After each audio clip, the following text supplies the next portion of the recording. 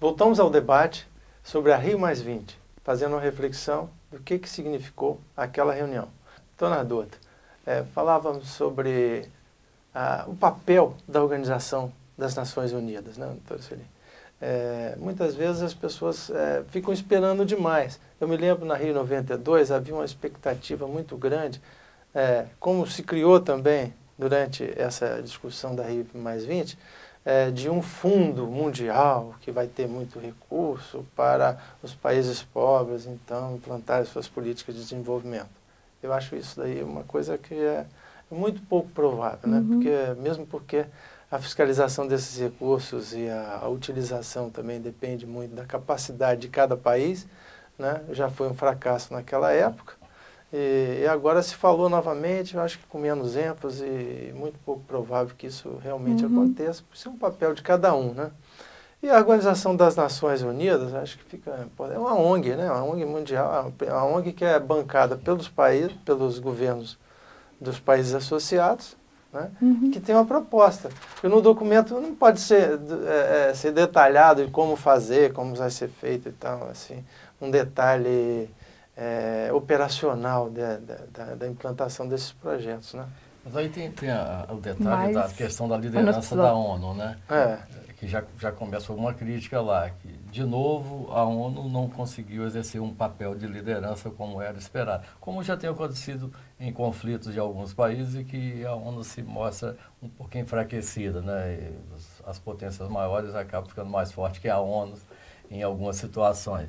E aqui houve, em alguns momentos, verdade, até repassando para que o Brasil assumisse uma liderança maior do que seria possível, e cobrando até do governo brasileiro, eu ouvi isso lá. Se jogou uma expectativa maior do que nós poderíamos assumir, realmente, né, de fato. A expectativa sobre o governo brasileiro foi lançada com muita força.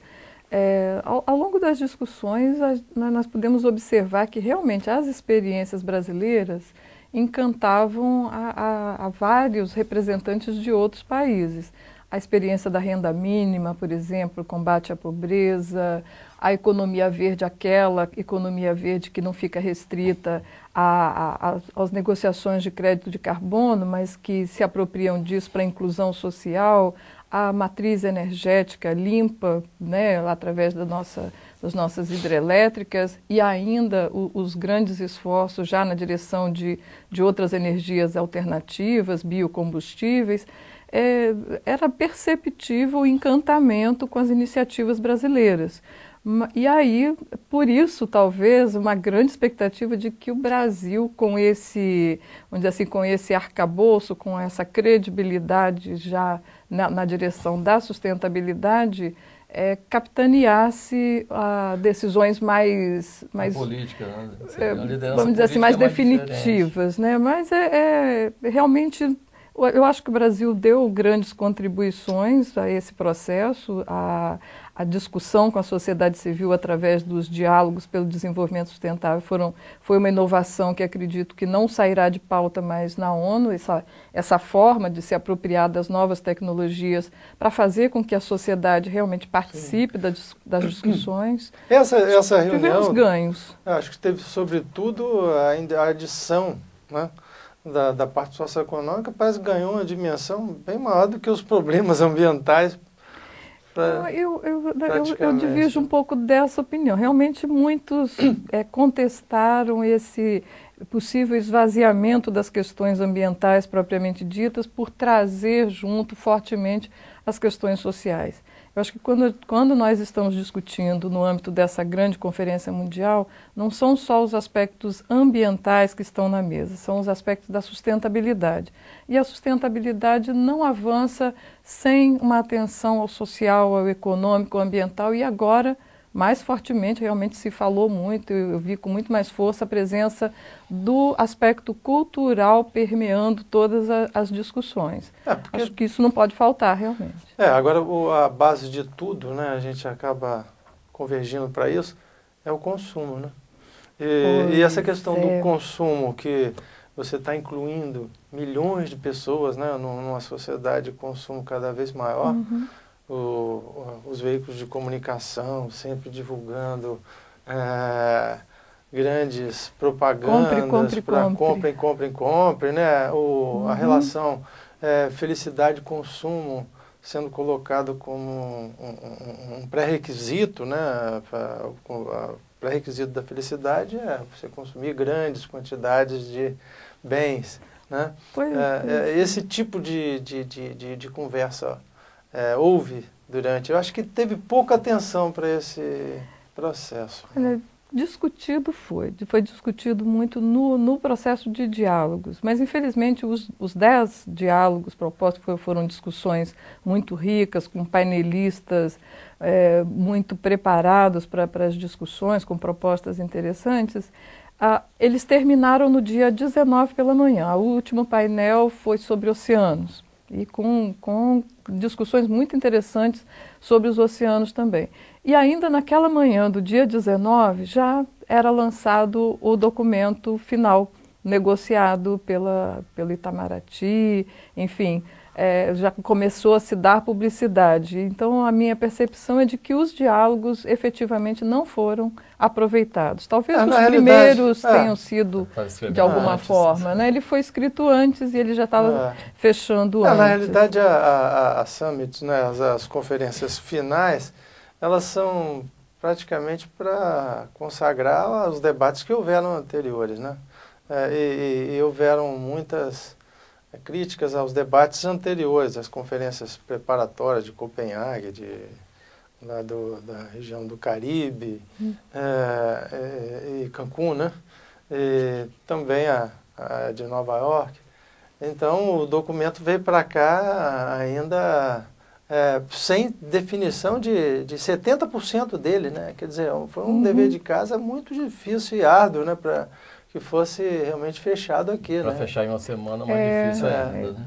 E atender a expectativa do mundo inteiro. Nossa, nessa linha do consumo que chamou a atenção também é o avanço da tecnologia, né? Então, muita coisa foi mostrada com relação a esse avanço da tecnologia que interfere nos produtos que vão para o consumo.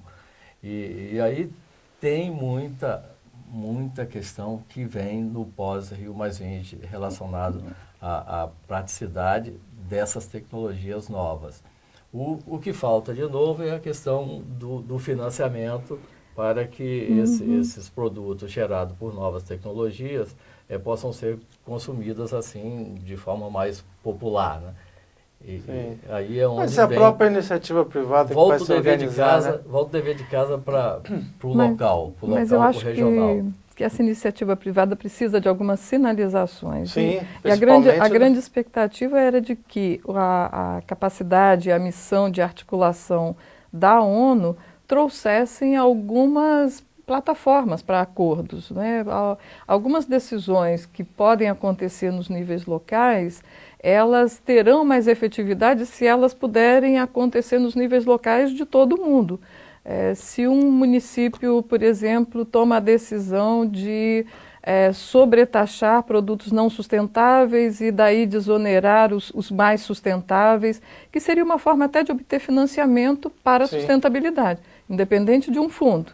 Não precisaria exatamente ter um fundo, mas a inversão... Subsídio à indústria de reciclagem. Isso, a inversão de recursos ela poderia se dar até mesmo quando ocorre o consumo, para que esse consumo também seja cada vez mais consciente. De certa forma vai doer no bolso, mas foi considerado não tem muita outra alternativa. Um grande avanço, apesar de grandes líderes mundiais não terem comparecido, né, dos principais países ricos, né, não vieram ao encontro, mandaram representantes, inclusive a proposta da Hillary, né, que é representante do governo americano, oferecendo alguns milhões de dólares, quer dizer, uma quantia infinitamente foi ridicularizado pelos que estiveram presentes no evento, mas uma das coisas que se colocou como importante foi a presença de prefeitos de grandes cidades do mundo, né, que estiveram aqui, mostrando a importância do poder local nesse processo. Então, e eles estabeleceram metas. Até a questão do grande acordo, né, das cidades, das maiores cidades que tiveram lá, eles já fizeram um acordo em separado, esse aqui que é o lado positivo, como também grandes empresas. já se uniram e já fizeram acordos em separado para definir e destinar recursos para tecnologias, para avançar nessa linha. Então, você vê o seguinte, fora do grande contexto da ONU, já começou a acontecer. E agora, no dever de casa, que vai sobrar para todos nós, principalmente o reforço para os municípios. Sim. Eu acho que uma das coisas que nós todos temos que acompanhar bastante são as decisões, por exemplo, sobre compras governamentais sustentáveis. Muito importante isso. Vamos ao último intervalo, voltamos já. Fique conosco.